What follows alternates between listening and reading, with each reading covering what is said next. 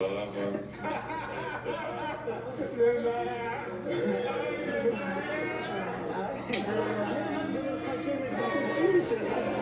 réponse est d'une intelligence folle de dire le malin. Il démonte immédiatement l'argumentation d'Emmanuel Macron. C'est formidable ce qu'il dit, cet homme. C'est le plus grand éditorial sur Emmanuel Macron depuis qu'Emmanuel Macron est président. Le malin, il est malin, regardez-le, il est malin. Il est malin. C'est lui qui a raison. Donc c'est pas comme un prof de maths ou de... J'essaie de négocier, tu vois.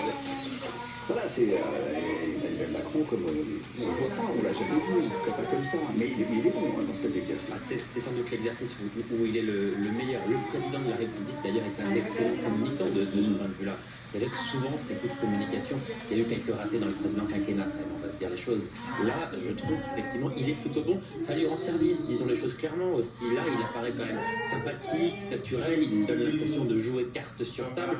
Donc, évidemment, d'un point de vue de la communication personnelle, ça l'avantage. Est-ce que ça change quelque chose du point de vue politique?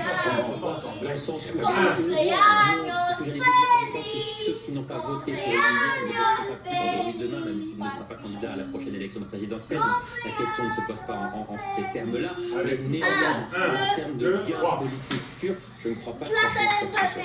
Je crois qu'elle a été enregistrée à un petit moment déjà cette émission, et c'est le choix de France Télévisions de la diffuser en début d'année. C'est un gros succès, il faut le dire, gros succès d'audience, donc un bon coup pour le chef de l'État.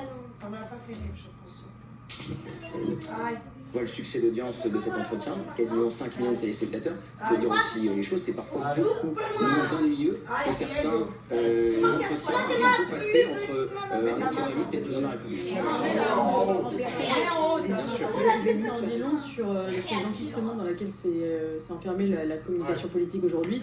C'est qu'on est tellement dans la maîtrise communicationnelle, tout est tellement pesé ou trébuché, tout est tellement contrôlé qu'on a besoin de trouver des espaces de spontanéité, d'inattendu, et donc on les recrée en fait artificiellement pour pouvoir retrouver derrière le masque du politique, la langue d'inox du politique, quelque chose de réel.